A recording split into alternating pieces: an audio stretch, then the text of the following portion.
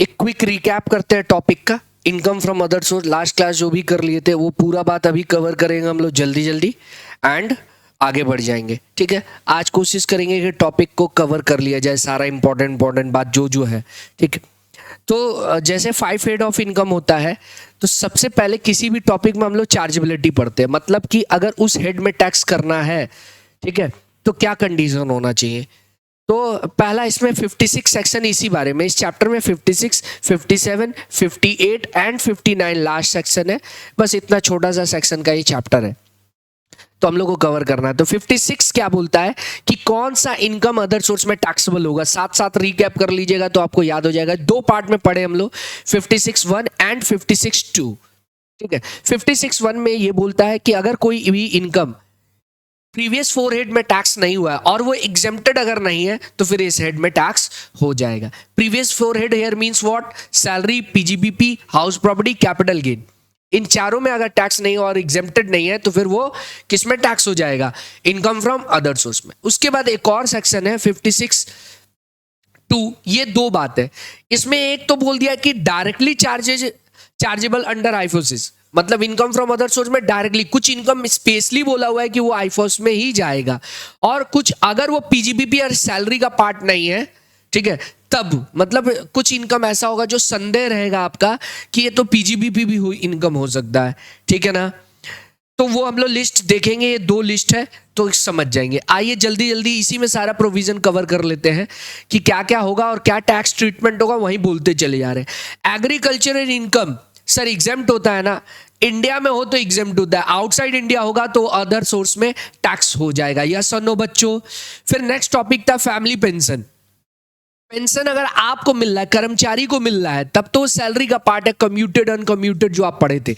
लेकिन अगर उसका वारिस लीगल जो भी है रिप्रेजेंटेटिव उसको मिल रहा है तब वो अदर सोर्स में दिखाएगा। लेकिन कितना छूट मिल जाएगा उसके लिए ये रहा प्रोविजन।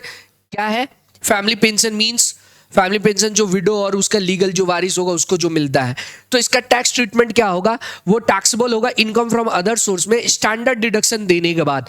स्टैंडर्ड डिडक्शन क्या है, minimum of 2। What is minimum of 2 here, 1/3 of total pension और 15,000 विथ इफेक्ट फ्रॉम 1/4/2025। ये अमेंडमेंट है, 25,000 इंस्टेंड ऑफ 15,000 लेंगे हम लोग। न्यू अगर रिज्यूम वो ऑप्ट कर रहा है, डिफॉल्ट टैक्स रिज्यूम ऑप्ट कर रहा है तो यस और नो सुन लिए क्या। लेकिन अगर फैमिली पेंशन आपको आर्म फोर्स जो कि इंक्लूडिंग पैरामिलिट्री फोर्स या फिर कोई बंदा ऐसा है जिसको परमवीर चक्र, महावीर चक्र, वीर चक्र या अदर गैलेंट्री अवार्ड कुछ भी मिला हुआ है, तो उन लोग के फैमिली पेंशन क्या होगा, एग्जेम्प्ट है अंडर सेक्शन 10(18). यस और नो याद रहेगा बच्चों। ठीक है, सुन लिए। देखो यहां पर वही बोला हुआ है, pension receive by employ himself is taxable under salary, जो कि कम्यूटेड अनकम्यूटेड आप लोग पढ़े थे। हो गया क्या, यस सर हो गया। अब आता है income from subletting. Subletting means होता है भाड़ा पे आप लिए, आप दोबारा भाड़ा पे दे दिए। जैसे मिस्टर एक्स का प्रॉपर्टी था, वो भाड़ा पे दे दिया है वाई को, वाई क्या किया, जेड को दे दिया, तो ये तो हाउस प्रॉपर्टी हेड में दिखाएगा क्योंकि ये ओनर है। लेकिन मिस्टर वाई, क्योंकि अगर हाउस प्रॉपर्टी का टॉपिक याद करो तो उसमें पहला ही कंडीशन में से ये था SSC must be owner of such house, तो ये ओनर नहीं है, तो ये सबलेटिंग हुआ। सबलेटिंग का जो इनकम है वो किस में जाएगा, आईफोस में, और इसमें सारा एक्सपेंस करने माइनस करने मिल जाएगा जो भी वो घर से रिलेटेड किया होगा एक्सपेंस। फिर rent from vacant land. Vacant land अगर पार्ट ऑफ लैंड घर नहीं है तो आपको पता है वो हाउस प्रॉपर्टी नहीं है, तो उसको अगर आप भाड़ा पे देके कुछ कमा लिए तो फिर वो अदर सोर्स में टैक्स होगा। डायरेक्टर सिटिंग फी पार्ट टाइम लिखा है, देखो अगर होल टाइम डायरेक्टर होता तो सैलरी देता है, सैलरी हेड में जाएगा उसका। पार्ट टाइम है जो डायरेक्टर सिटिंग मीटिंग में आया, ज्ञान देके चला गया, तो वो लोग इनकम फ्रॉम अदर सोर्स में जाएंगे। Interest on post office deposit में 3500 रुपया एग्जेम्प्ट होता है, लेकिन अगर ज्वाइंट अकाउंट होगा तो 7,000 रुपया एग्जेम्प्ट है। मतलब आपको मान लो 14,000 रुपया मिल गया, ठीक है, तो आप क्या करिएगा, जो एग्जाम्शन है कितना एग्जेम्प्टेड है, 3500 माइनस करके टैक्स में लीजिएगा, यस और नो। और वही जॉइंट अकाउंट हुआ तो 7,000 एग्जेम्प्ट है, यहां पर लिखा हुआ है कि एग्जेम्प्टेड अप टू 3500 और 7,000 in case of joint account. Yes और नो बच्चों हो गया क्या। फिर कोई भी इंटरेस्ट बैंक अकाउंट सेविंग से मिला है तो वो पूरा उधर ले लेंगे। कुछ डिडक्शन मिलता है 80 जो चैप्टर 6 है उसमें, तो वो हम लोग जब वहां कवर करेंगे तो कर लेंगे। टोटल इनकम में उधर नहीं दिखाते हैं, ठीक है ना, डिडक्शन पास्ट एंड में करते हैं। मतलब क्या बोलना चाह रहे हैं, सारा हेड 5 हेड है, जैसे सैलरी है, ठीक है, पीजीबीपी है, सैलरी है, हाउस प्रॉपर्टी है, पीजीबीपी है, और बताइए कैपिटल गेन है, अदर सोर्स है। ये सब निकाल लेने के बाद जो आता है, मतलब यहाँ पर जो डिडक्शन अलाउड हो रहा है वो माइनस माइनस करके ले लेंगे, और जो चैप्टर 6A का है वो बाद में एंड में माइनस किया जाता है डिडक्शन, ठीक है। तो वो हम लोग जो बच्चे नए हैं जो ये पूरा नहीं जान रहे अभी बता दिए, तो डिडक्शन वाला जो पार्ट है 80 से रिलेटेड वो हम लोग एंड में करेंगे।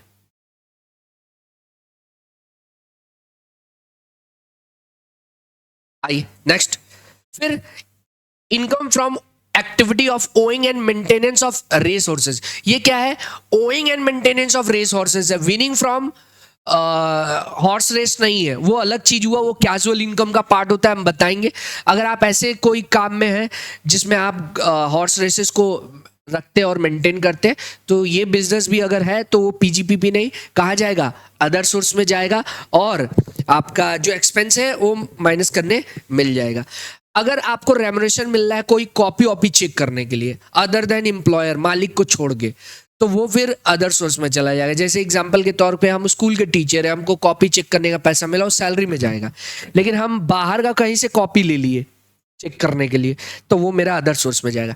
इंश्योरेंस कमीशन, इंश्योरेंस बिजनेस में जो भी LIC करता है, बहुत सारा लोग अलग अलग, HDFC है, ICICI है, बहुत सारा कंपनी का है, तो आप जो भी इंश्योरेंस कमीशन पाते हैं एजेंट जो होता है वो क्या होगा, किस हेड में जाएगा, other source. Salary of MP MLA, देखो सैलरी MP MLA को मिलता है, तो आप जब सैलरी चैप्टर पढ़े थे तो पढ़े थे एम्प्लॉयर एम्प्लॉय का रिलेशनशिप होना चाहिए, समझ रहे हैं। MP MLA बोलेगा एम्प्लॉयर एम्प्लॉय का रिलेशन, विधायक जी को अगर कोई बोल दे आप और मेरा एम्प्लॉयर एम्प्लॉय का रिलेशनशिप है, बमक जाएंगे, आपको उठवा लेंगे। उन लोगों को ये बात अखड़ता है, इसीलिए अदर सोर्स में डाला है, ठीक है ना। प्रोविजन बनाने वाले कौन, अपने आप को नौकर बनाएंगे। तो MP MLA का जो पैसा होगा कहाँ जाएगा, अदर सोर्स में। इनकम फ्रॉम अनडिस्क्लोज सोर्स, इसका टैक्स रेट भी अलग होता है, मोटा मोटी 70 पार हो जाएगा, ऐसा कुछ है। हम लोग जब टैक्स रेट देखेंगे तो समझ लेंगे। अनडिस्क्लोज मतलब आपके पास इनकम है, आप डिस्क्लोज नहीं कर पा रहे, तो इनकम टैक्स डिपार्टमेंट में जानते हैं भेदभाव नहीं करता है, बोलता है पैसा है ठीक है, नहीं बता पा रहे हो, चोरी करके लिए हो, रिश्वत क्या है पता नहीं, ठीक, अदर सोर्स में टैक्स दीजिए। प्राइवेट ट्यूशन इनकम आपका अदर सोर्स में जाएगा। एक भाई साहब बोले तो सर आप भी तो ट्यूशन पढ़ा रहे हैं, तो ये पीजीबीपी क्यों है, आपका भी अदर सोर्स में जाना चाहिए, ठीक है। तो वो जो झोला छाप लेके पढ़ाया जाता है ना, जो आप पढ़ा रहे हैं पार्ट टाइम, घर घर जाके एक चॉकलेट दे के बच्चा को पटा के रख रहे कि लंबा ट्यूशन चले, वो अदर सोर्स में है, ठीक है। इंटरेस्ट ऑन, देखो इंटरेस्ट को हाईलाइट किया हुआ है, interest on income tax refund. Income tax आप पे करते हैं, ज्यादा चला गया, रिटर्न लगा के, TDS कट गया, रिटर्न लगा के मंगाते हैं, तो लेट से आया तो कुछ ब्याज व्याज मिलता है, तो जो ब्याज है बस उसी पे टैक्स, रिफंड पे नहीं, ठीक है, वो इनकम थोड़ी है। Interest on tax free securities, interest on debenture, ये पूरा टॉपिक ही देखेंगे हम। डन बच्चों, तो ये हम लोग सुन लिए। और यहां पर जनरली क्या होता है कि किस बेस पे टैक्स होगा अदर सोर्स में, अदर सोर्स इनकम का, तो डिपेंड करता है मेथड ऑफ अकाउंटिंग पे, ठीक है। ये MCQ में आएगा तो ध्यान रखिएगा। ओके बच्चों, अब आते हैं जो income directly charge under income from other source है, जैसे कि डिविडेंड। डिविडेंड ऑलवेज किस में जाएगा, income from other source. Even आपका इन्वेस्टमेंट बिजनेस भी होगा तो किस में जाएगा, अदर सोर्स में जाएगा, ये डायरेक्टली लिख दिया हुआ है। Winning from lottery, crossword puzzle, race, game show, television और gambling, betting, even online game भी आ गया अब, ठीक है, जो ड्रीम 11 है, बहुत सारा ऐप आ चुका है ना, माई सर्कल, क्या क्या है, आजा मेरे सर्कल में आजा, ये सब इसी में आएगा। इसी को हम लोग कैजुअल इनकम बोलते हैं। गिफ्ट, कैपिटल गेन से इसको हम लोग थोड़ा इंटर रिलेट करके टॉपिक को पढ़ेंगे। फिर अगर क्लोजली हेल्ड कंपनी, मतलब ना इस टॉपिक में क्या है, share premium in excess of fair market value, आपका फेयर मार्केट वैल्यू से भी ज्यादा दाम में अगर आप बेच रहे तो फिर वो जो इन हैंड्स ऑफ कंपनी वो इनकम हो जाएगा, ठीक है। मतलब आपका शेयर का दाम है 10 रुपया, मार्केट में चला 100 रुपया, आप उसको बेच रहे हैं 300 रुपया में, 200 रुपया वो आपके हाथ में इनकम मान लीजिएगा अदर सोर्स में। ठीक है। एनहेंस कंपनसेशन पढ़े थे कैपिटल गेन में कि जो कंपलसरी एक्विजिशन वाला टॉपिक था कि गवर्नमेंट एक्वायर कर लिया, आप मुआवजा से खुश नहीं है, केस किए, एनहेंस हुआ, कंपनसेशन बढ़ के मिल रहा है और साथ में ब्याज भी मिल रहा है। तो जो ब्याज मिलेगा वो टैक्सेबल होगा अदर सोर्स में, 50% इंटरेस्ट डिडक्शन मिल जाएगा। ये हम लोग कैपिटल गेन में पढ़े थे। फॉर फीचर वाला भी बात पढ़े थे कैपिटल गेन में कि अगर आप कोई को एडवांस आपको मिला हुआ है तो वो कॉस्ट ऑफ एक्विजिशन से माइनस होता था पहले।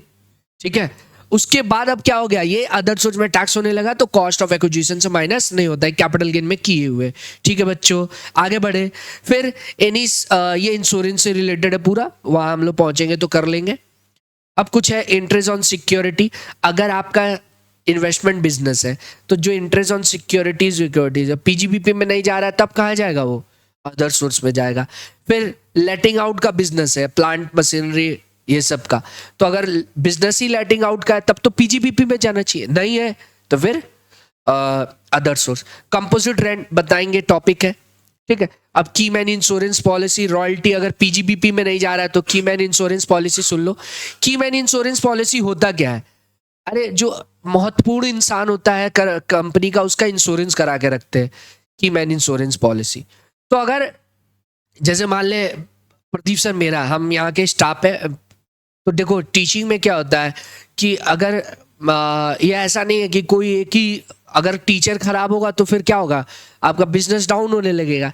तो हम मान लो की मैन है प्रदीप सर, हम यहाँ पे स्टाफ है, मतलब टीचर है एज ए फैकल्टी, मेरा इंश्योरेंस करा के रखे, तो मेरे को अगर कुछ हुआ तो प्रदीप सर को पैसा मिलेगा। तो किस हेड में जाएगा प्रदीप सर को जो मिला है, पीजीबीपी। ठीक है, पीजीबीपी में जाएगा। अगर कर्मचारी को मिल रहा है तो सैलरी हेड में जाएगा। अदर कोई भी है तो तब अदर सोर्स में। वो ही तो करा है कि इंश्योरेंस पॉलिसी, हाँ कि हम की मैन है। ठीक है, तभी तो ये की मैन है। ऐसे में नॉर्मल इंश्योरेंस भी होता है। ठीक है, तो उतना कुछ हम लोग पढ़ लिए, जिसमें से देख लीजिए की मैन इंश्योरेंस पॉलिसी कर्मचारी को मिल रहा है, सैलरी में मालिक को मिल रहा है, पीजीबीपी अदर है तो आईफोस। ठीक है। अब ये पूरा इंश्योरेंस का टॉपिक है, करना है हम लोग को कि ये विभिन्न केसेस सीए इंस्टीट्यूट के मैट का है, ये कर लेंगे हम लोग का, खत्म हो जाएगा। फिर कंपोजिट रेंट वाला एक टॉपिक है, वही लेटिंग आउट वाला बात है। लेटिंग आउट बिल्डिंग, मशीन, फर्नीचर जो एसेट्स है। ठीक है। तो अगर आपका ध्यान से देखिएगा, सेपरेट कर सकते हैं, सेपरेबल है या फिर इनसेपरेबल है। ठीक है। तो अगर सेपरेबल है तो बिल्डिंग वाला पार्ट तो इनकम फ्रॉम हाउस प्रॉपर्टी में जाएगा, और जो एसेट्स वाला पार्ट है वो या तो पीजीबीपी में जाएगा या आईफोस में जाएगा। अगर आपका बिजनेस ही यही है तब तो पीजीबीपी, और नहीं है तो फिर आईफोस। वही यहां पर ये दोनों है और इनसेपरेटेबल है, आप सेपरेट ही नहीं कर सकते, तो पूरा का पूरा किस में चला जाएगा, या तो पीजीबीपी या तो, समझ गए क्या। इंटरेस्ट ऑन सिक्योरिटीज, इंटरेस्ट का पूरा टॉपिक देखे थे। Securities held in stock, stock in trade रखा हुआ है as a stock in trade, जिसमें इन्वेस्ट किए इंटरेस्ट मिल रहा है, स्टॉक इन ट्रेड है पीजीबीपी। और अगर एज एन इन्वेस्टमेंट होल्ड करके रखे तो आईफोस। ठीक है, आगे बढ़े क्या। Interest shall be taxable when such interest fall due, that is in hands of SSC who hold securities on such a date irrespective of the date of acquisition। मतलब due date के जिसके हाथ में है उसके हाथ में वो टैक्स हो जाएगा। 10 दिन आप रख रहे, 5 दिन रखे, वो सब कोई लेना देना नहीं है। डन बच्चों। हाँ, टीडीएस का टॉपिक आएगा, ग्रॉसिंग अप। आगे हम लोग जब एग्जाम्पल लेंगे तो ये बात आपको हम समझाएंगे ग्रॉसिंग अप क्या है। टीडीएस कटता है इन चीजों पे, टीडीएस चैप्टर में कवर करेंगे।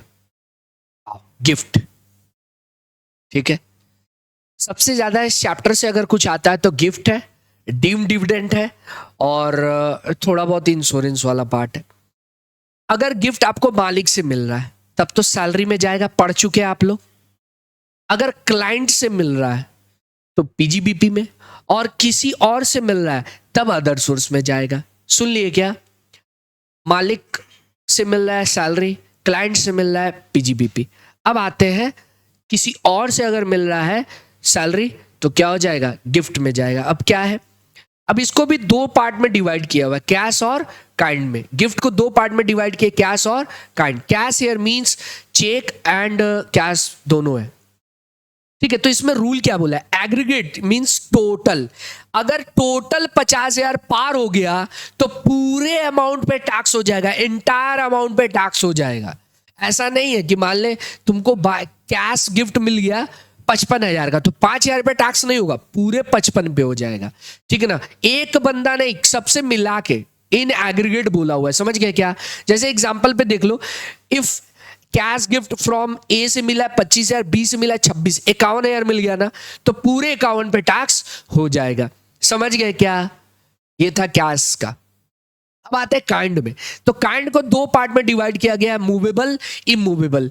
तो पहले आते मूवेबल प्रॉपर्टी। अगर मूवेबल यही प्रॉपर्टी हुआ तो फिर आपका क्या हो जाएगा, टैक्स ट्रीटमेंट आ जाएगा गिफ्ट का। अगर इसके अलावा कोई चीज है तो फिर वो कंसिडर नहीं किया जाएगा। अब देखो इसमें क्या है, ज्वेलरी बुलियंस मींस वही जो गोल्ड बार होता है, कॉइन्स होता है, उसको बोलते हैं सिक्योरिटीज। डिजिटल, यही लास्ट क्लास नहीं बोले थे, डिजिटल वर्चुअल डिजिटल एसेट्स मतलब कि क्रिप्टो, जो कि कैपिटल गेन में हम लोग पढ़े थे, इसका पूरा definition. Drawing, painting, sculpture, artwork, archaeological collection, ये चीज है, तब तो फिर वो इसके मूवमेंट ट्रांसफर होने पे एज ए गिफ्ट वो गिफ्ट वाला सेक्शन अट्रैक्ट करेगा, नहीं तो नहीं। अब देखो इसमें दो चीज हो सकता है, या तो ये विदाउट कंसिडरेशन यानी फ्री में, या तो कंसिडरेशन है लेकिन एडिक्वेट नहीं है, उचित नहीं है, समझ रहे हैं। जैसे मान ले दिए हैं 75 का माल और उससे लिए है मान लो 20,000 रुपया, ठीक है, तो फिर कितना डिफरेंस जो हो रहा है वही टैक्स होगा, गिफ्ट ट्रीट करेंगे। अब देखो इसमें भी एग्रीगेट 50,000 का नियम है। अगर 50,000 पार हुआ तो देखो एंटायर को हाईलाइट किया हुआ है, पूरे अमाउंट पर टैक्स हो जाएगा, ना कि एक्स्ट्रा पे। यस और नो बच्चों, क्लियर है क्या। तो इनएडिक्वेट कंसिडरेशन में क्या है, fair market value minus consideration, जो आप थोड़ा बहुत लिए उससे माइनस कर दीजिएगा। अगर वो 50,000 के ऊपर है तब तो फिर गिफ्ट है, और नहीं है तो फिर बच गया। इसका एक एग्जाम्पल दिए थे कि मान लो हम कौशिक को, कौन, विवेक गिफ्ट किया था ना, विवेक सीएमए बन गया और गाड़ी के सामने कौशिक आ गया, उसके भाई पार्टी दे पार्टी दे, तो पहले अपने गोल्ड चेन निकाला है, पहना दिया, जा, क्योंकि यही बोला था आशीर्वाद है, खुद पढ़ नहीं रहा था, अपना आशीर्वाद इसको दे दिया। तो कौशिक को क्या मिला है, आपको कौशिक का स्पेलिंग तो पता ही है। कौशिक को चेन मिला है, एक ज्वेलरी, कौन बेचैन है, एक मिनट रुकिए बच्चों।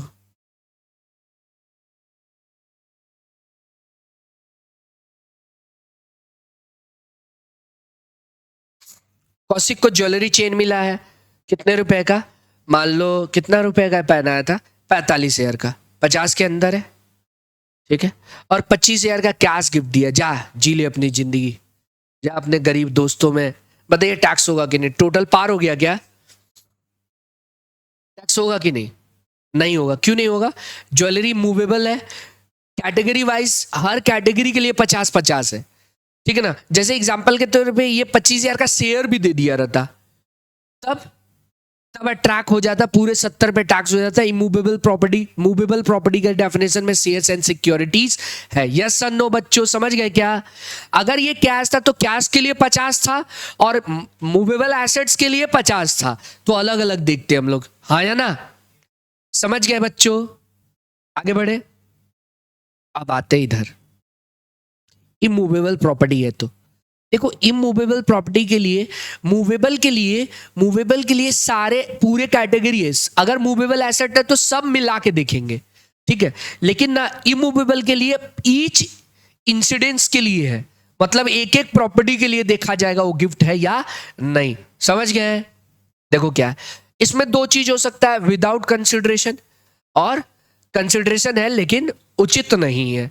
तो अगर विदाउट कंसिडरेशन है और आपका स्टैम्प ड्यूटी वैल्यू 50,000 के ऊपर है, तब तो टैक्स हो जाएगा। 50,000 के अंदर है तब तो गिफ्ट अट्रैक्ट नहीं करेगा। तो मुद्दा है अगर इनएडिक्वेट हो तो, ठीक है। तो इसमें ध्यान से देखिए, अगर stamp duty value is greater than 110% of, देखिए किसका, एंड वो दोनों का डिफरेंस 50,000 पार कर रहा तभी। बोलने का मतलब है, आराम से समझिए कि आपका मान लो स्टैम्प ड्यूटी है 6 लाख रुपया, ठीक है, स्टैम्प ड्यूटी वैल्यू, और आपका सेल कंसिडरेशन है, सेल कंसिडरेशन है, सेल कंसिडरेशन है मान लीजिए 4 लाख रुपया, ठीक है। तो रूल क्या बोलता है, आप कैसे चेक करेंगे इसका? 110%, 10% का बफर रख रहा है गवर्नमेंट, बोल रहा है आप ऊपर नीचे चल सकता है, 10% के लिए हम टैक्स नहीं, तो 10% का देखो यहां पर एक है, तो 10% और जोड़ लो, कितना हो गया? 4,40,000। अब इसमें कंपेयर करेंगे, इन दोनों में कंपेयर करना है, समझ गए? तो क्या in stand duty value is greater then sale consideration? Yes है। क्या इन दोनों का डिफरेंस 50,000 के ऊपर है? हाँ है। तो एंटायर अमाउंट पे टैक्स हो जाएगा। ये कितना पे आप बेचेंगे? ये 40,000 मत देखिएगा, बेचे कितना पे आप? 4 पे। और तो गिफ्ट कितना कंसीडर होगा? 2 लाख गिफ्ट।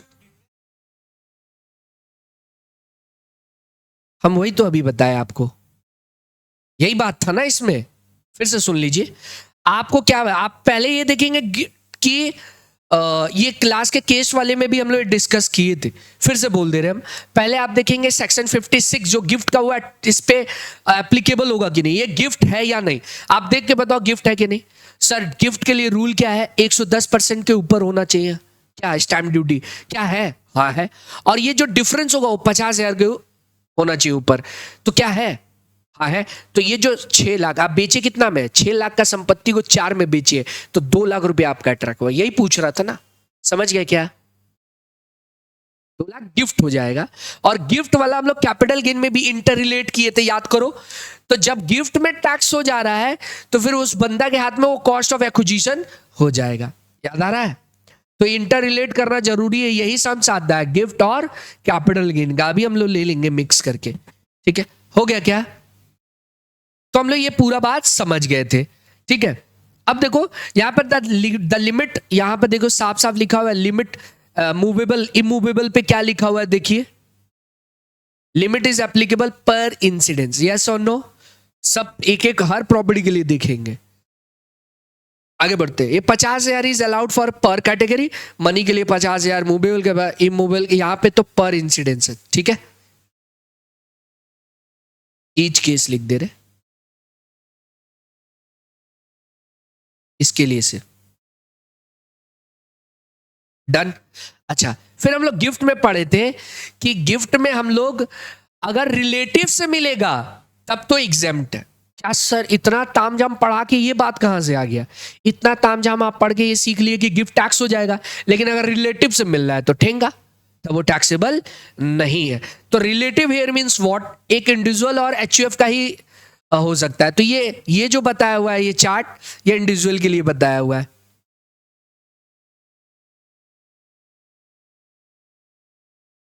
एंड एचयूएफ के लिए आंसर क्या होगा? एनी मेंबर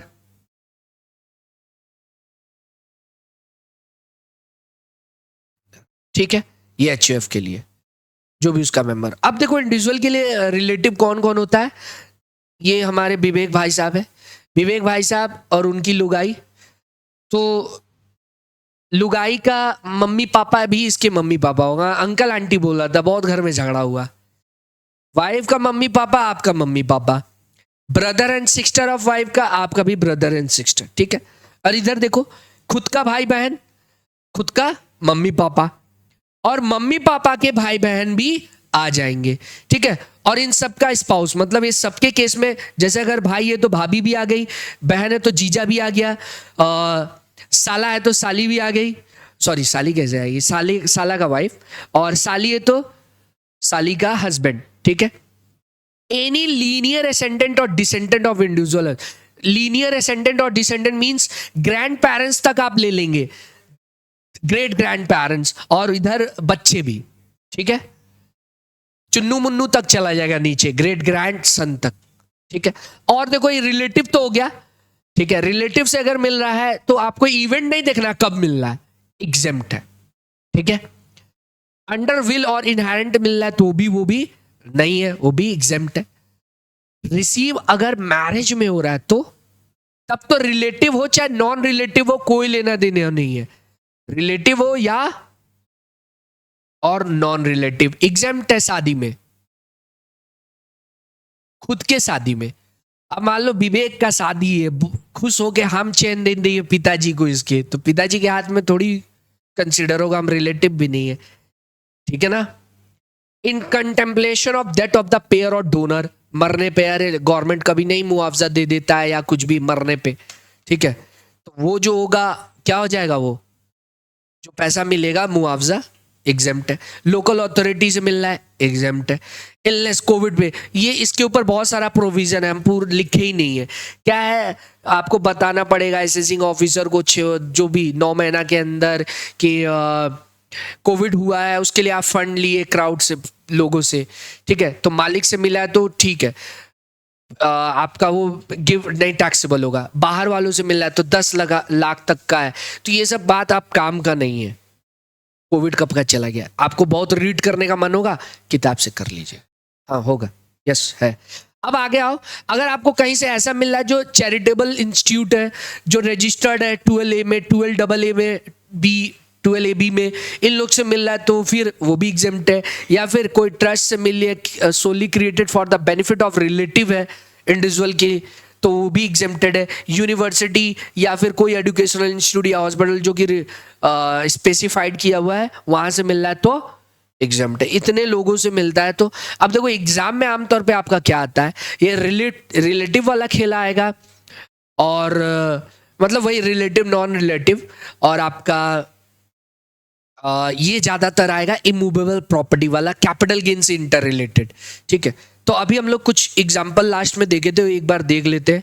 दिख रहा है क्या एग्जाम्पल, यही किए थे एग्जाम्पल, देखो मिस्टर आलोक, ये सीएमए इंस्टीट्यूट के मैट का है, फार्मा कंपनी में क्या है, कर्मचारी है, मार्केटिंग में है, और उसको मारुति कार गिफ्ट मिला है डिस्ट्रीब्यूटर से। आपसे पूछ कितना का गिफ्ट है, वो 2,60,000 का। आपसे पूछ रहा है ये सैलरी में जाएगा कि गिफ्ट में जाएगा, अदर सोर्स में। तो देखो क्योंकि सैलरी में तब जाता है जब मालिक से मिल रहा है, किससे, डिस्ट्रीब्यूटर से मिल रहा है, तो फिर अदर सोर्स आना चाहिए।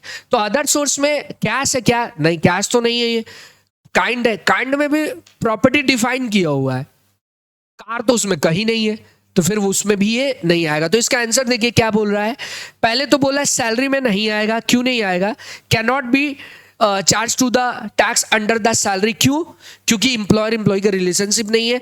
और 56 यानी गिफ्ट में भी नहीं आएगा, क्यों, क्योंकि ये प्रॉपर्टी का डेफिनेशन में भी नहीं है। ठीक है बच्चों, आगे बढ़े क्या। अब एक और क्वेश्चन लिए थे हम लोग, इमूवेबल प्रॉपर्टी से रिलेटेड, वहां नोट में नहीं है, लेकिन आप ये बात जान लीजिए कि जब इमूवेबल प्रॉपर्टी होगा तो डेट ऑफ एग्रीमेंट हो सकता है, डेट ऑफ ट्रांसफर होता है, तो स्टैम्प ड्यूटी कब का लेंगे, वैल्यू कब का लेंगे, तो डेट ऑफ एग्रीमेंट का लेंगे अगर उस दिन कुछ पैसा दे दिया गया है अकाउंट पे चेक के थ्रू, ठीक है, और हाँ यही था, अकाउंट पे चेक के थ्रू पेमेंट कर दिए, तब तो फिर डेट ऑफ एग्रीमेंट वाला ले लेंगे। ठीक है बच्चों, अगर ये नहीं है तो फिर तो नहीं लेंगे। आगे बढ़ो, क्या है पढ़ो एक बार। मिस्टर अरुण के पास फ्लैट है 300 लाख का, यानी 3 करोड़ का है। डेट ऑफ एग्रीमेंट कितना है, 1/7/2024, डाउन पेमेंट 60 लाख रुपया वो किया है अकाउंट पे ही चेक के दिन। इसका मतलब जब भी ये बात दे दिया है तो फिर आप देखेंगे डेट ऑफ एग्रीमेंट के दिन जो स्टैंप ड्यूटी वैल्यू है उसी पे कंपेयर करना होगा कि ये गिफ्ट है या नहीं। समझ रहे हैं बात, मतलब आपके पास वो कंडीशन है ना, S D V stamp duty value is greater than 110% of sale consideration, sale consideration, तो हेयर स्टैंप ड्यूटी कौन सा लेंगे, डेट ऑफ एग्रीमेंट वाला, याद रहेगा बच्चों। और एक बात, ये 110 भले पढ़ा रहे हैं वो सिर्फ देखने के लिए होगा, एक्चुअल में डिफरेंस सेल कंसिडरेशन देख से लेके टैक्स लेंगे। ठीक है, पढ़ते हम लोग। स्टैम्प ड्यूटी उस समय डेट ऑफ एग्रीमेंट के दिन था 4,05,000 का, 4,04,05,00,000 का, और जब सेल डीड हुआ उस समय था 4,50,000, मैंने 4.5, तो 4,50,00,000 का। ठीक है, टैक्स बताइए क्या होगा, क्या बोल रहे हो।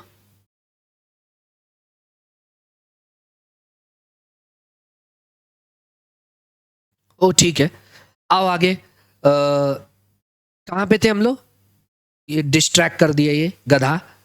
तो देखो पहला क्या चीज है कि कितना हम लोग स्टैम्प ड्यूटी लेंगे, तो स्टैम्प ड्यूटी लेंगे 405, यस और नो। और सेल कंसिडरेशन कितना है सर? 300 ना। 300 में आप 10% और जोड़ लीजिए तो कितना होगा? 330 होगा, यही ना। तो क्या इन दोनों का डिफरेंस 50,000 से ज्यादा है? यस ज्यादा है, तो इसका मतलब ये गिफ्ट ट्रीट होगा। और कितना गिफ्ट ट्रीट होगा? इन दोनों का डिफरेंस सेल कंसिडरेशन से देखेंगे, यानी 105। आंसर देखिए क्या है, 105। समझ गए? 10% जो बढ़ाना है सिर्फ गिफ्ट के प्रोविजन देखने के लिए करेंगे। फिर आगे एक और सम्स हम लोग किए थे। Mister Akhil HUF receive 75,000 cash from Nancy of Akhil, माने डॉटर ऑफ अखिल सिस्टर, बहन की बेटी से पाया है। तो भाई ये HUF के मेंबर नहीं हुई, मैरिड हो गई, HUF की मेंबर नहीं है। तो इसका मतलब ये 75,000 नॉन रिलेटिव से मिला है और 50,000 के ऊपर है, तो ये फुल्ली टैक्सेबल होगा। तो इसका आंसर क्या होता? ये 75,000 टैक्सेबल है, यस और नो। और रीजन आप लिखते कि वो रिलेटिव नहीं है। Received from non relative. HUF के लिए तो मेंबर ही तो रिलेटिव का डेफिनेशन है। नेक्स्ट पढ़िए क्या लिखा हुआ है। Member of HUF, member of her father HUF transfer property without any stamp duty 9 lakh है, ठीक है। और एक और क्या है कि शेयर ट्रांसफर किया है 100 शेयर फ्रॉम हिज, एक थोड़ा जूम कर ले,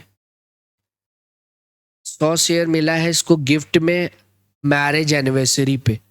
होगा कि नहीं मैरिज? क्यों? हाँ एनिवर्सरी, इसके ऊपर एग्जाम्पल भी लिए थे कि नहीं होगा। फेयर मार्केट वैल्यू, तो इसका क्या हो जाएगा? क्या क्या मिला इसको? इसको मिला है 100 शेयर मिला है, कितने रुपए का है? 100 रुपए का है। इंटू कर दो कितना हुआ? 10,000। और ही ऑल्सो रिसीव ज्वेलरी कितना? 45। तो देखो इसके केस में 45 प्लस 10 कितना हुआ? 45 प्लस 55 फुल्ली टैक्सेबल हो जाएगा। अलग अलग होता वो कैश होता तब बच जाता, ठीक है। और इस केस में क्या होगा बोलो?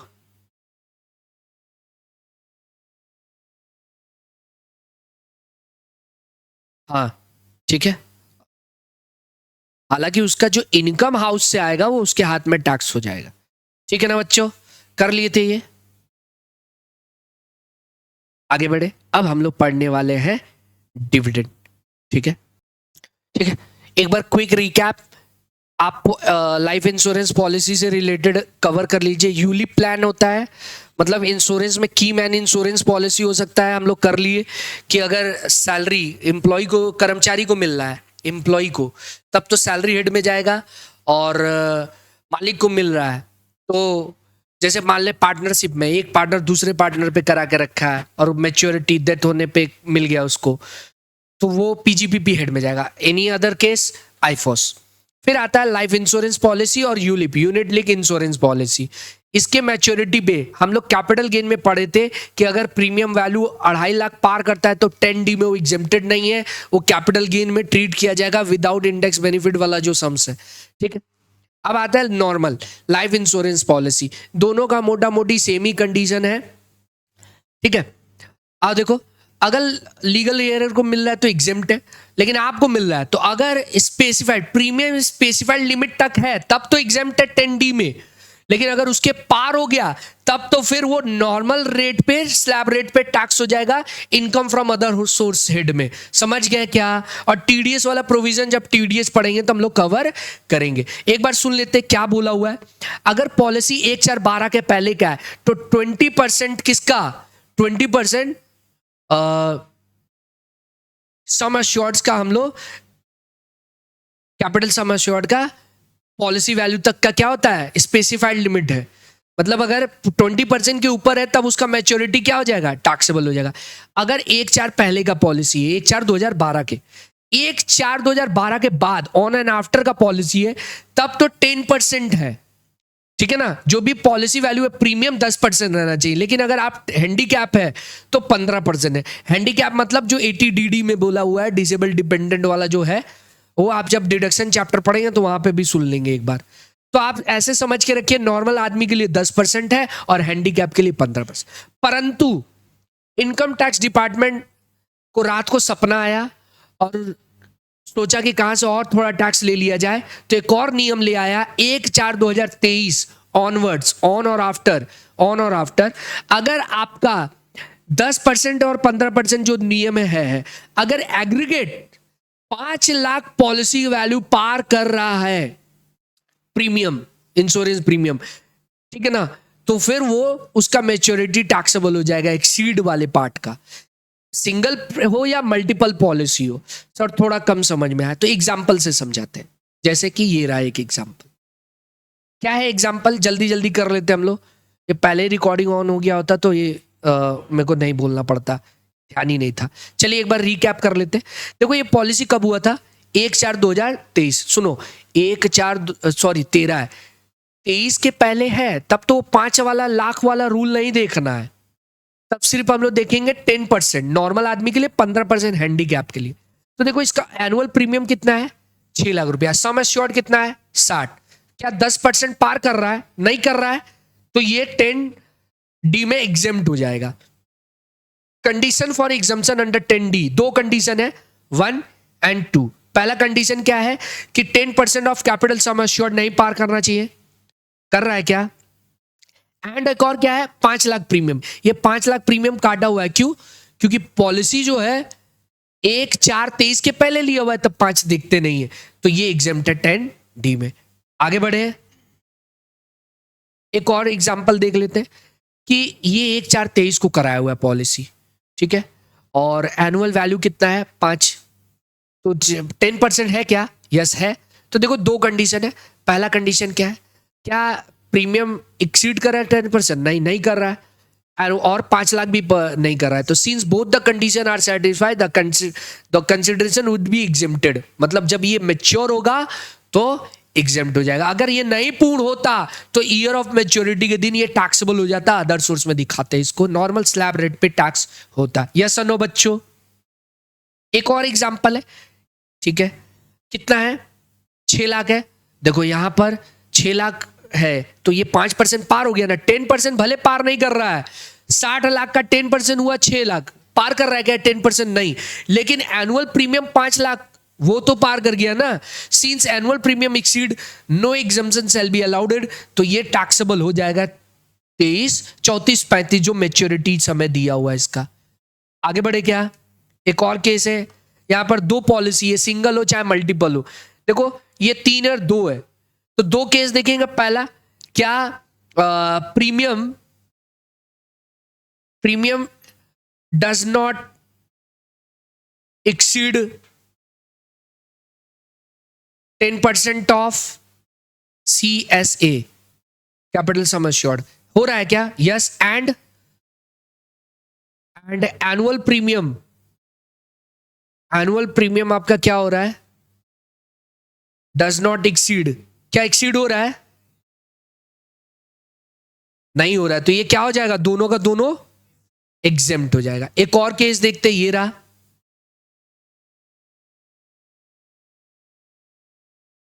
देखो इसमें क्या हो रहा है, इसमें हो रहा है कि दो पॉलिसी आपका कब इशू हुआ है, पॉलिसी ए एंड बी, 1/4/23, ठीक है, ऑन एंड आफ्टर वाला है।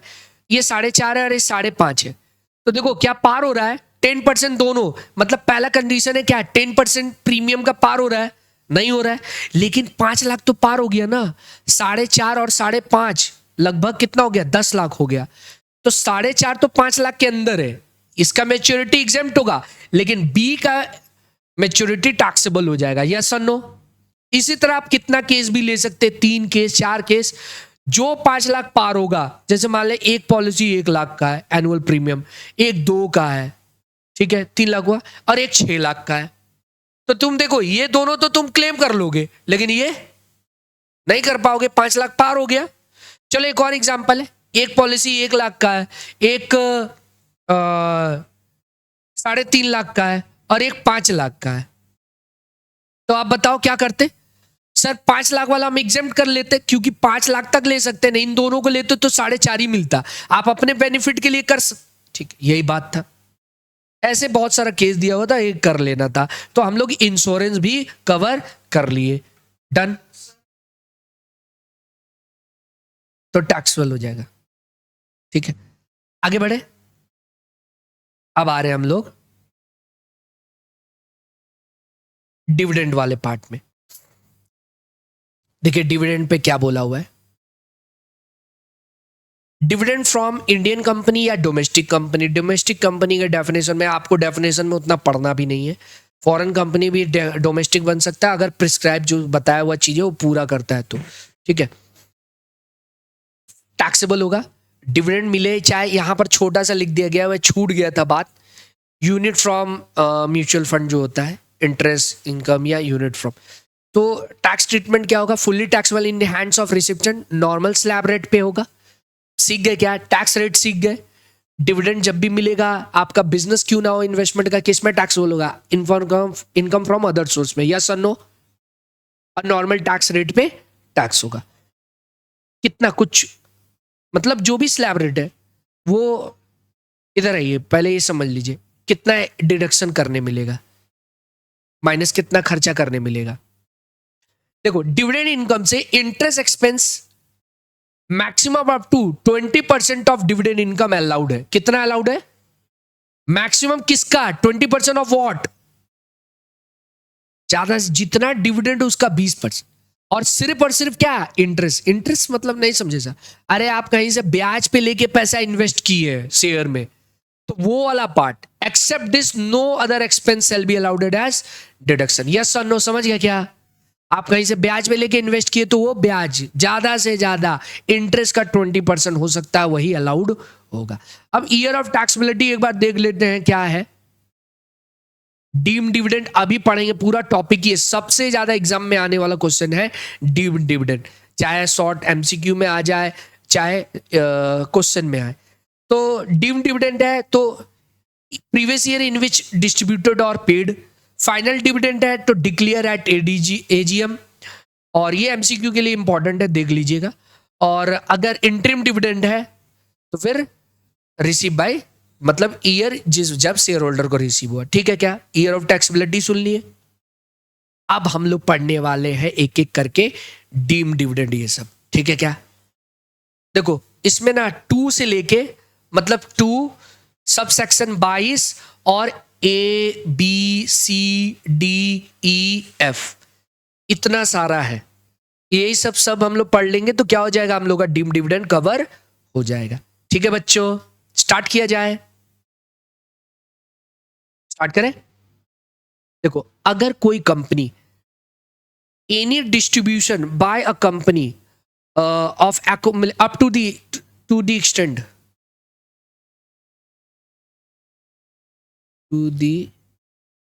ऑफ एक्युमुलेटेड प्रॉफिट, कैपिटलाइज्ड हो या नहीं हो, रिजल्टिंग रिलीज ऑफ एसेट्स। बोलने का यहां अर्थ हो रहा है, इजी वे में समझिए, ए मींस एसेट्स। अगर कोई कंपनी एसेट डिस्ट्रीब्यूट कर रहा है, ठीक है ना, एसेट डिस्ट्रीब्यूट कर रहा है तो उसको कंपनी क्या मतलब, इनकम टैक्स डिपार्टमेंट क्या बोल रहा है, हम डीम डिविडेंड, डिविडेंड मान लेंगे उसको, ठीक है ना। कितना तक, to the extend of accumulated profit, ठीक है। एक्युमुलेटेड प्रॉफिट मतलब reserve and surplus, accumulated profit मतलब रिजर्व एंड सरप्लस, कैपिटलाइज हो या नहीं हो वो, ठीक है। Company can be public, private और closely held. Closely held company का होना, प्राइवेटली कंपनी होता है जो कुछ खास विशेष लोगों के हाथ पे ही, क्लोजली हेल्ड शेयर मतलब विशेष हाथों में ही जो है शेयर है उसका, ठीक है, प्राइवेट कंपनी है।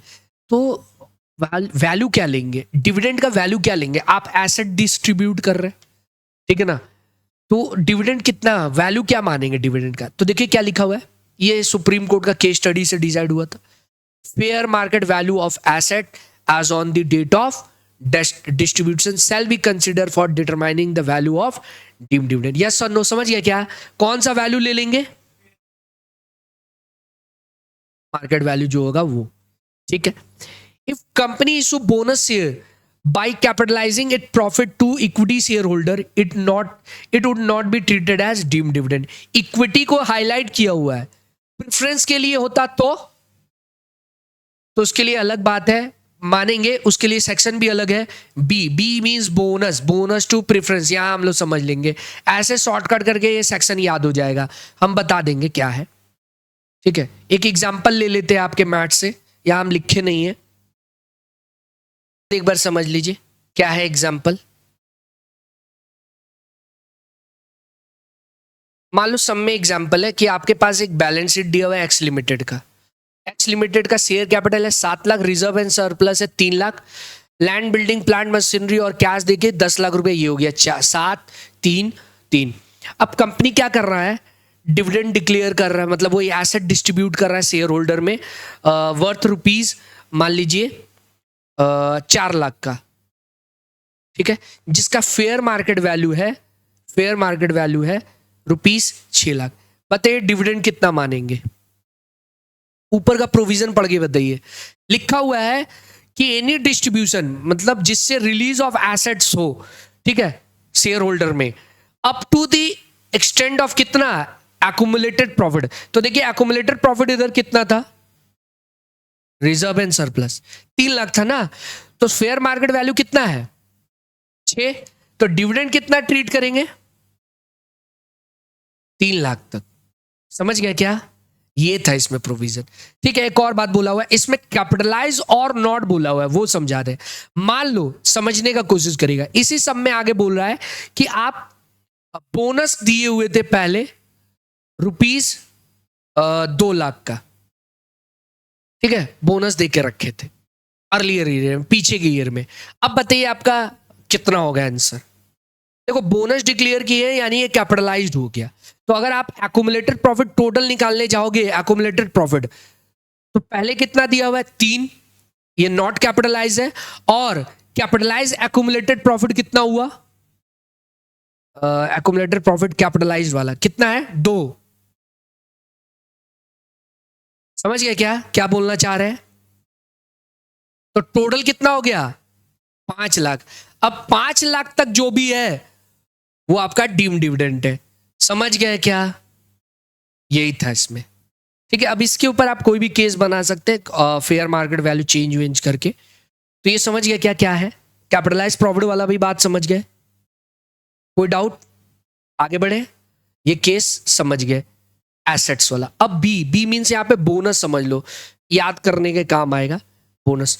देखो इक्विटी को बोनस देते तो डीम डिविडेंड नहीं है, यहां पर पढ़ो, any distribution by a company to its equity या प्रेफरेंस शेयर होल्डर को, क्या चीज, क्या डिस्ट्रीब्यूट करने का बात हो रहा है, आप डिवेंचर दे रहे हैं, डिवेंचर स्टॉक दे रहे हैं, डिपॉजिट सर्टिफिकेट दे रहे हैं, एनी फॉर्म वेदर इन और विदाउट इंटरेस्ट, एंड या तो फिर bonus to preference share holder, bonus to equity नहीं है, बोनस टू इक्विटी नहीं है, to the extent of accumulated profit capitalise और नॉट। समझ गए क्या।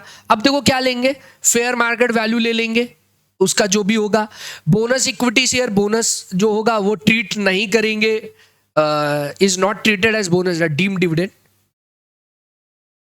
Not treated as deem dividend. समझ गया क्या बच्चों। और कॉस्ट ऑफ एक्विजिशन कभी भी ऐसा चीज होगा क्या होगा, ठीक है। तो इस पे एक केस आया हुआ था, एग्जांपल समझ लो कि 3 केस बताया हुआ था, आप सुन लीजिए तो समझ में आ जाएगा। क्या हो रहा है, बोनस दे रहा है कंपनी इक्विटी को और प्रेफरेंस को, ठीक है, और डिवेंचर दे रहा है इक्विटी को और प्रेफरेंस को। आंसर बताइए इसमें डिविडेंड कौन कौन सा है। ये डिविडेंड है क्या, नहीं है। ये डिविडेंड है क्या, यस है। ये डिविडेंड है क्या, यस है। ये डिविडेंड है क्या, यस है। समझ गए क्या, इस पूरे प्रोविजन को समझ में आया कि नहीं, बोलो क्या नहीं समझ में आया, सीधा बैठो पहले पूछो। अगर आप इक्विटी या प्रेफरेंस शेयर होल्डर को डिवेंचर या कोई भी deposit certificate, bonus, equity, preference को सिर्फ, बोनस सिर्फ प्रेफरेंस के लिए, यहां पर ये पूरा कंडीशन किसके लिए देख लो, इक्विटी एंड तो बोनस अगर एक प्रेफरेंस को मिल रहा है उसी के लिए तो ये सेक्शन है, ठीक है ना। और इक्विटी वालों के लिए क्या बात है, डिवेंचर या डिपॉजिट सर्टिफिकेट जो भी मिल रहा है। तो इस केस में समझा है बोनस इक्विटी को मिल रहा है तब तो वो नहीं है, क्या है वो 222 बी अप्लाई होगा क्या, नहीं होगा। इन सब में अप्लाई होगा, यस इन सब में अप्लाई होगा, यही तो बताए। आओ नेक्स्ट केस, ये वेरी इंपॉर्टेंट है, कैपिटल गेन से रिलेटेड है। तो हम लोग कैपिटल गेन में थोड़ा सा देखे थे, अब वो कर लेंगे। Any distribution to the share holder of a company on its liquidation to the extent of accumulated profit capitalise और नॉट। तो सी कैपिटल गेन, आइए कैपिटल गेन देख लेते हैं, वहां हम लोग कवर करते हैं।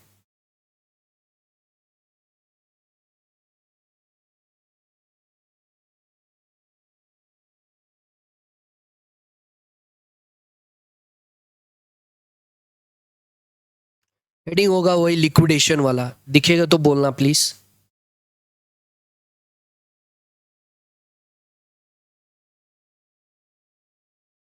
ये रहा लिक्विडेशन।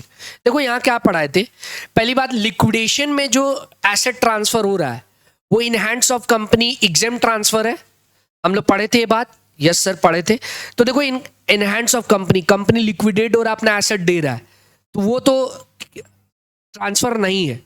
अब शेयर होल्डर के हाथ में, शेयर होल्डर के हाथ में दो बात होगा, to the extent of accumulated profit deem dividend हो जाएगा 222C में, यही प्रोविजन पढ़ रहे थे वहां पे। पढ़ते समय हम लोग क्या बोले थे, जब वो पढ़ेंगे तो इंटररिलेट कर लेंगे, इसको जंप करके चले गए थे हम लोग, अब वो दिन आ गया है। नेक्स्ट बात है बैलेंस, मतलब जैसे केस ए में समझा है कि आपको फेयर मार्केट वैल्यू कितना था, 6 लाख था, और आपका रिजर्व कितना था, मान लो 3 ही लाख था, तो 3 लाख तक तो डीम डिविडेंड माने, तो बाकी जो पैसा है वो क्या मान लिया जाएगा, वो सिर्फ लिक्विडेशन के केस में है, क्या मान लिया जाएगा, कैपिटल गेन। अब वो लॉन्ग टर्म है या शॉर्ट टर्म है, तो डेट ऑफ एक्विजिशन जो पीरियड ऑफ होल्डिंग होता है एक्विजिशन से लेके लिक्विडेशन काउंट करेंगे, ठीक है। अब देखो क्या होगा, कैपिटल गेन क्या होगा, मनी रिसीव जो पैसा मिला होगा, plus fair market value of assets अगर कोई पैसा मिला है तो, और जो एसेट्स का फेयर मार्केट वैल्यू है वो, माइनस डीम डिविडेंड। मतलब अगर यही क्लोजली हेल्ड कंपनी ट्रांसफर करता 6 लाख रुपया का एसेट, तो 3 लाख रुपया का तो डीम डिविडेंड में चला गया, तो 3 ही पे ना कैपिटल गेन लगता जी, यही टॉपिक है, समझ गए क्या। आगे ये कैपिटल गेन का फुल वैल्यू ऑफ कंसिडरेशन होता है, कॉस्ट ऑफ एक्विजिशन तो माइनस कर दे, क्या लेते कॉस्ट ऑफ एक्विजिशन, जो शेयर का कॉस्ट होता, कंपनी है ना तो शेयर ही तो होगा। सर एग्जांपल ले लेंगे तो समझ में आ जाएगा। तो ये बात हम लोग जो वहां छोड़ के रखे थे अब कवर करने जा रहे हैं, यानी इसके ऊपर जब भी सम्स आएगा तो आपका वो दोनों होगा, उसमें capital gain as well as other source का इंपैक्ट होगा, ठीक है। चलिए इस पे एग्जांपल लेते हैं, आते अपने उस अदर सोर्स में, ये करा के छोड़ देंगे, बाकी दो जो है जो 2-4 बच रहा है छोटा छोटा है, आप पढ़ के भी कर लीजिएगा।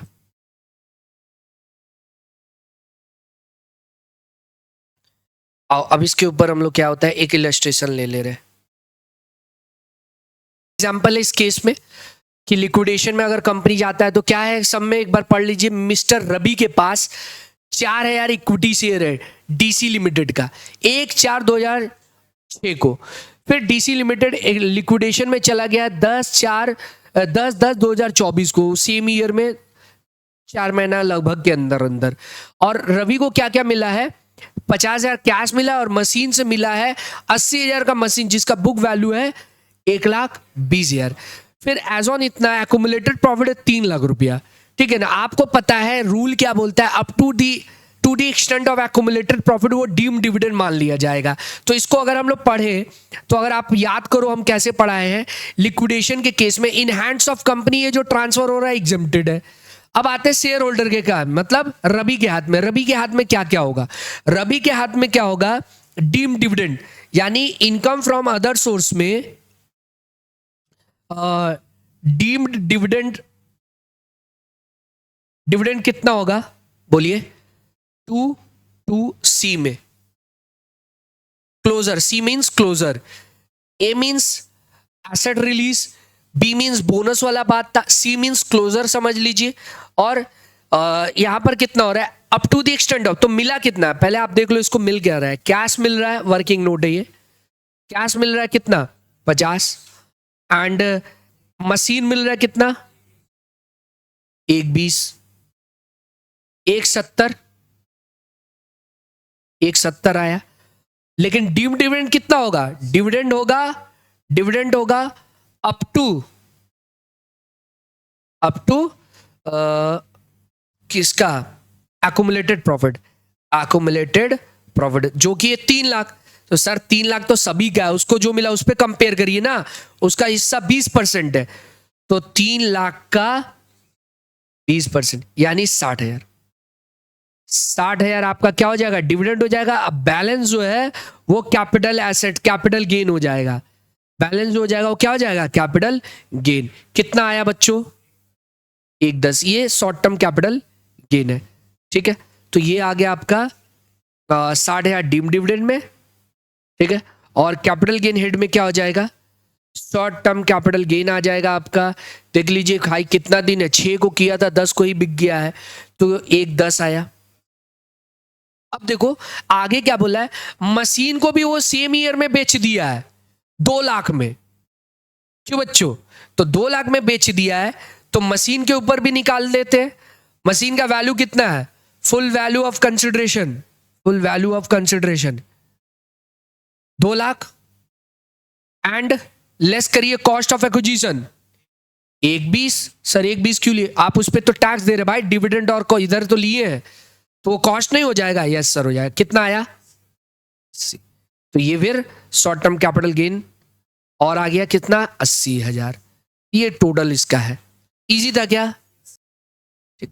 इसमें एक छोटा सा मिस्टेक हुआ है, क्या बोल दिए थे, बताते समय तो ये समझाए थे, यहां पर इसका कॉस्ट माइनस होगा, मतलब ये जो बैलेंस रह गया इसमें से माइनस हो जाएगा जो कॉस्ट ऑफ एक्विजिशन था शेयर का, यानी वो 30,000 जो इसका कॉस्ट लगा है वो माइनस होगा, यानी यहां पर कितना आएगा 1,10,000 में -30 करेंगे, कितना आ रहा है 80, ठीक है ना।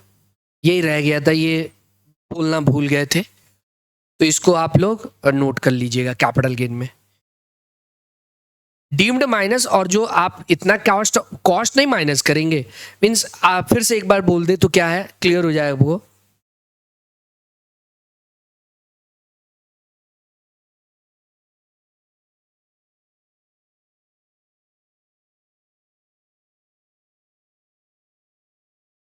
देखो इस सब में बोल रहा है कि एक कंपनी का 30,000 शेयर खरीदा, वो 1/6/2024 को, 10/10/24 को क्या किया है, लिक्विडेशन में चला गया कंपनी, और उसको 30,000 कैश मिला और मशीन मिला है, अरे 50,000 कैश मिला, मशीन मिला है 1,20,000 फेयर मार्केट वैल्यू का, तो to the extent of accumulated profit वो डीम डिविडेंड माना जाएगा।